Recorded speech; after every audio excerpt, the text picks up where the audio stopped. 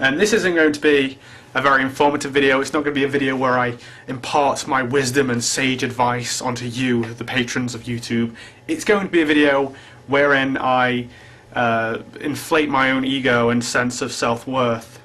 Today, I'm being quite ambitious, and hopefully this video will be fairly substantial in its scope, its range, its content, and in its effect on the YouTube landscape. So, I'm going to make another video about the monarchy. This is an issue that some people, and seemingly a lot of people, just don't care as much about as I do. So I'm going to try and deal with this as diplomatically as possible, and before I begin, state that although I do have strong views on the monarchy, and I believe I am right, I am by no means unassailable. Being the head of the British royal family, being the monarch of the British royal family, is a position of almost incalculable privilege. Literally one of the most privileged positions that exist on planet Earth.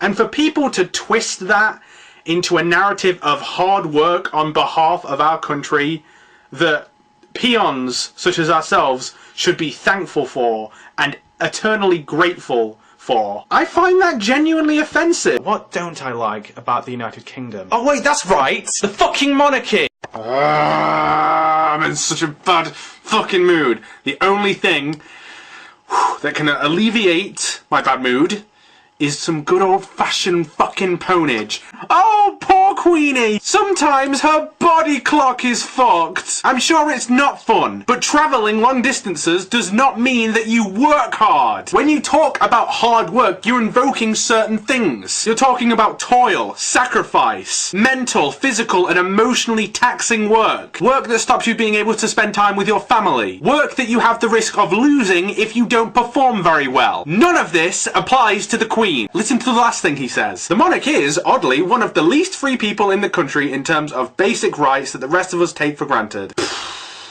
Imagine that. Imagine the fucking Queen walking into some council house somewhere and saying, "Oh, you're so lucky here. I don't have many of the rights that you take for granted, like voting and voicing my opinions publicly. You lucky bastard." Who do you think gets to choose the Prime Minister in the case of an unresolved hung parliament? I'll give you a clue. It rhymes with the schmonarch. Oh, I'll tell you, it's the monarch! And I know what some of you are saying now. That's all ceremonial. That never actually happened. The thing is, it's happened already in this Queen's reign twice! Now, if you don't know already, I am actually British. I don't know if I've mentioned that before, but yeah, I'm totally, like, full-on Brit. I don't know what it is about being English that gets you on the fast track to YouTube stardom, but it does work in your favour a little. So everyone else, you really need to work on your English accents to try and convince us all that you are actually from here. And my fellow English people, sit back and enjoy being English.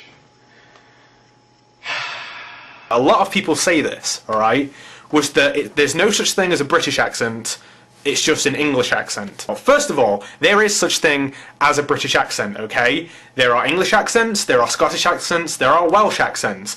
They are all British accents, alright? Because they are all from Britain. Saying that there's no such thing as a British accent is exactly like saying there's no such thing as a British person. This video is going to be a rant about abortion. There is absolutely nothing wrong with abortion, and I just want to say that I am not pro-choice, I'm just anti-coat hanger. Thanks a lot for that one, Wikipedia. And to all the people who are saying that my accent is ugly and harsh, you can all fuck off. I am proud to be a Scouser, and I don't give a fuck that my accent sounds like the dying wails of a cat who is having his head crushed in a workman's vice. Now, if you'll excuse me, I'm off to do a tasteful charcoal drawing of Derek Acora having a wank. Now fuck off, you bunch of woolly backs. Good evening, YouTube. So, I've decided I want to do a video on the state of the train system in the United Kingdom. Now, I know that a lot of you probably aren't that interested in trains, but I am. Hey everyone. Well, the 112th Congress has only been in session for a little under a month, and the House Republicans have already introduced legislation that once again shows they are the party of individual liberty, small government, and free enterprise. H.R. 3, or the No Taxpayer Funding for Abortion Act, was introduced by Representative Chris Smith of New Jersey's 4th District. Before we discuss that, though, it's important to remember something known as the Hyde Amendment. You know what? Fuck this. I want to go play a D&D. But first... Awesome. This is going to be a follow-up to my latest video on modern art, because clearly I did not explain myself well enough, because a lot of people weren't getting it, and seeing as how I'm all but infallible, I need to correct this wrong. And yes, that is Vivaldi in the background that you are hearing.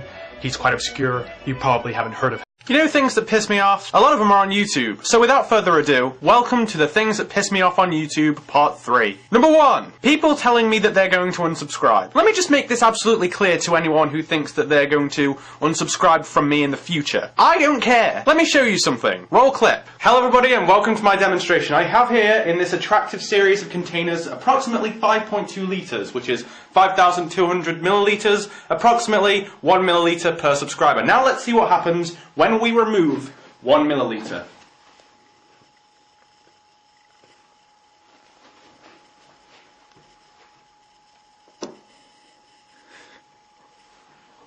Fuck you! I really don't want to sound bitter, and I get that sense of humour is subjective to some extent. Like, I don't know, this?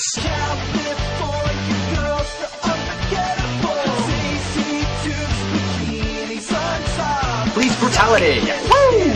Nah, funny.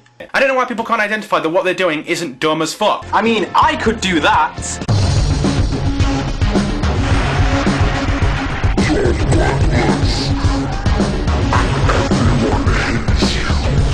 Consumerism!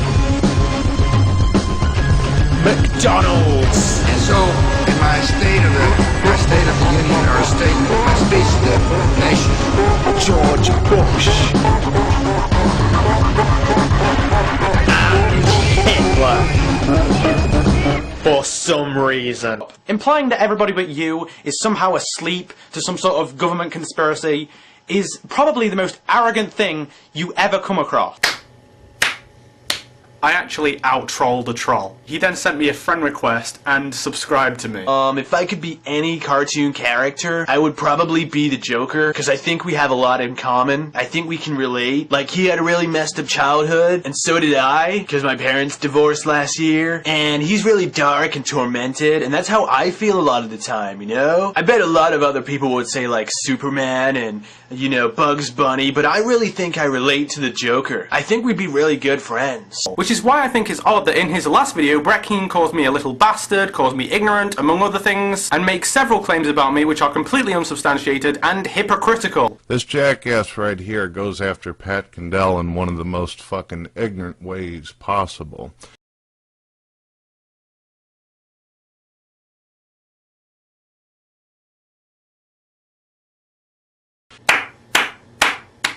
Good going, Brett Keane. Good job. Basically, Mr. Keane, you took my video out of context, you missed its point completely, you're an idiot, you're a hypocrite. Basically, I really don't care about trolls. It doesn't piss me off that people try to troll me because I just ignore them. What pisses me off is that they think I care. I haven't slaved over hot Sony Vegas editing software for over a year, but people would be walking around thinking that LatumWay cares. That is the last thing I want people to think of me. Now, a lot of you may be thinking, Jacob, stop being so nasty. Well, guess what? I didn't come on YouTube to make friends. I came here to win. You should have planned for curses from the God you disobeyed. Now he hates all you do cause you love fornicating.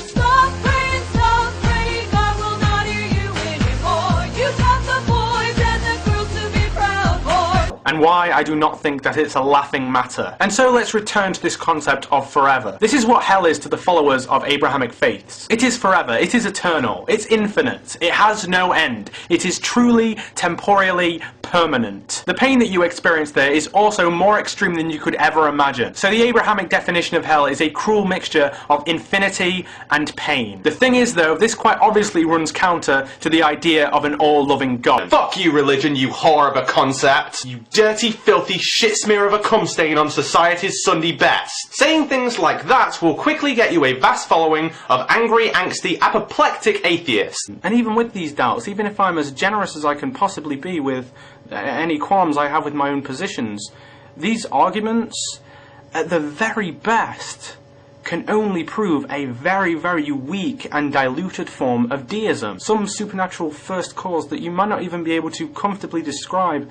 as God, that might not necessarily even be conscious, that might not necessarily even still exist. That's all you can prove, even with the most liberal interpretations of these arguments. And it certainly doesn't justify organised religion. Truly strict and rigorous adherence to special dietary laws and what clothes you can wear and what rituals you have to perform and how you can pray and who you can marry and who you can fuck. Because of their homophobia, they have derived a negative meaning from the word gay. They don't think being gay is okay. They think it's a bad thing, and so they use the word to describe bad things. So essentially what you are doing when you use the word gay to describe something bad in general is referencing homophobia. The word gay is currently used to describe someone who is a homosexual. That definition is being used now. So the point is, the definition hasn't changed. When you say that's gay, you're saying it's bad because it's homosexual. And if you say that gays are not disgusting sexual deviants who are hastening the moral downfall of modern society, they will reward you for it. What is the gay agenda? What is it? Where is it? Where is it? Good question. Everywhere. What the gay agenda has been defined as by anti-gay people ranges from gay people want to normalize their relationships, okay, perish the thought, all the way to the other end of the spectrum, which is gay people want to convert your children to homosexuality by raping them so that they can send them to hell with all these other gay minions, because gay people are, you know, messengers of Satan, and they all have AIDS, even lesbians, and they also eat shit. They eat shit, like for dinner, knife and fork. Chopsticks. Such is the gay agenda. I'm not doing this because I feel I owe you a response, or because I feel that you are worthy of my time or respect, or because I think that you will necessarily be persuaded by what I have to say.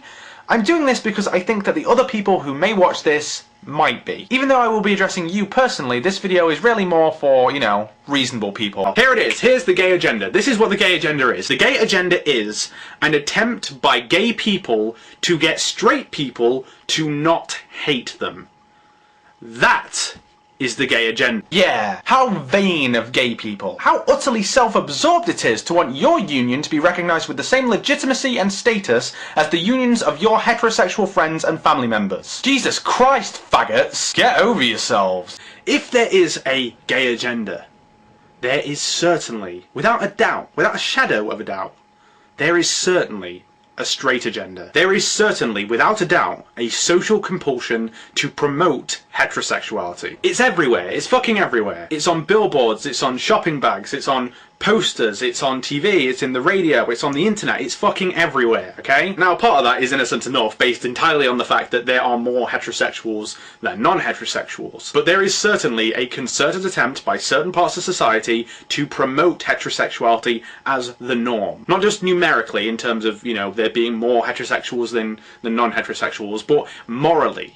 As the moral norm. That heterosexuality is something to aspire to. That you out there, yes, you, that if you are going to be sexual, you'd better be heterosexual. And that is what the gay agenda is trying to fight against. Real relations? Homosexual relationships aren't real relationships? Fuck you! There is no reason to believe that homosexual relationships are any less real than any other relationship. So again, fuck you. Furthermore, where the fuck do you get off thinking that you have the right to vote on whether other people have the right to enter a legal union with each other? Who the fuck cares what you think? Why is homosexuality any better than incest, bestiality, paedophilia, sadomasochism, or necrophilia? Well, as for bestiality, paedophilia, or necrophilia, what part of two consenting adults do you perpetually fail to comprehend? As for sadomasochism, what, you mean getting off on whipping people? What the fuck is wrong with that? If you're into it and it's all consenting, what the fuck? Where's the problem? As for incest, it's got nothing to do with two consenting adults. For instance, you may get a brother and a sister who are two consenting adults having sex. One could argue that that is wrong because if they have a child, it is much more likely to be born disabled or deformed. Homosexuality has nothing to do with any of those. It is two consenting adults having sex, or more importantly, being in love. Moving on once again to the argument against gay marriage that I abhor the most. First of all, gay marriage is not an equal right.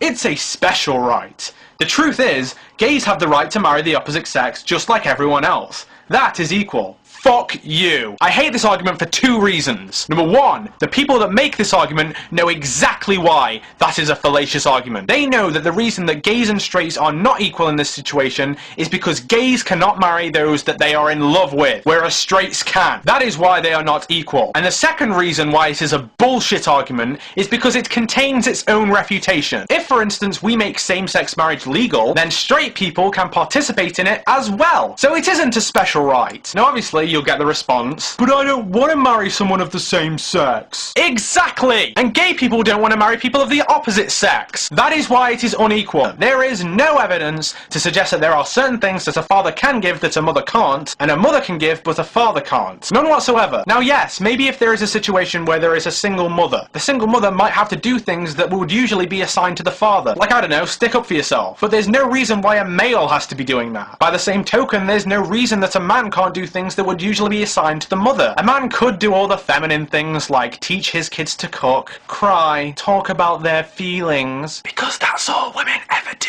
To be quite honest, this idea that there are certain things only a father can give and certain things only a mother can give is an indication of a rather old-fashioned and sexist mindset. The belief in very rigid gender roles in the family. Well, guess what? It's not as simple as that. Families come in all shapes and sizes, and it is still perfectly possible in these situations to not raise your kid to be a twat.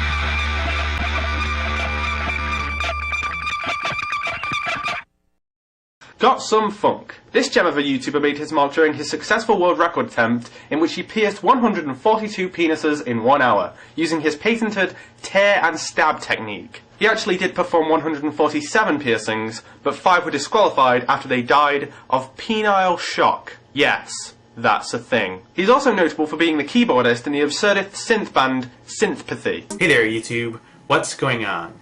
So, in the wake of my latest video on why I think that capitalism is good, I've decided that I'm going to do a video on why I think that socialism is bad. But first... This video is going to be a rant about how much I love books. If you don't know already, I really love reading. It's one of my biggest hobbies. So I'm just going to lead you through some of my books that I really like.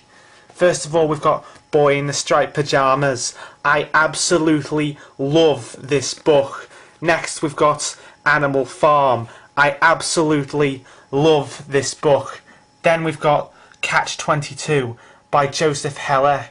I absolutely love that book. Hey everyone, so I wanted to look at a quote by none other than William Lane Craig, wherein he says, "Should a conflict arise between the witness of the Holy Spirit to the fundamental truth of the Christian faith and beliefs based on arguments and evidence, then it is the former which must take precedence over the latter, not vice versa." So what I wanted to look at in this... Oh, hang on, I haven't updated my Twitter in over 5 minutes. I've got to go. Hello everybody, it's LatumWay here, or Jacob, as you probably all know me by now. I'm just letting you know that I'm going to be starting a new video series on the metal community and why they're all assholes. And can I please remind all my Swedish viewers to please subscribe to my Swedish language channel, which is called Hurdy-Gurdy.